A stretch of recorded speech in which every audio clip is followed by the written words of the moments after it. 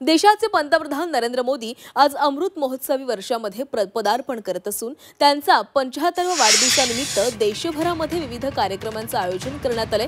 देशविदेशातील मान्यवरांकडून पंतप्रधानांना शुभेच्छांचा वर्षाव केला जातोय।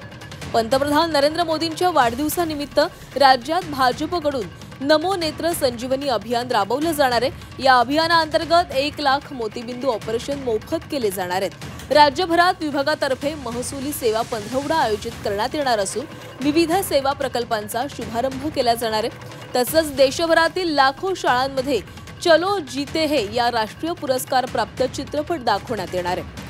मोदींच्या वाढदिवसानिमित्त नवी दिल्ली येथील प्रधानमंत्री संग्रहालयाचेही उद्घाटन केले जाणार आहे। पोलादी पुरुष सरदार वल्लभभाई पटेल यांची कृत्रिम बुद्धिमत्तेवर आधारित त्रिमितीय संवादात्मक प्रतिकृती ही संग्रहालयाचं वैशिष्ट्य आहे।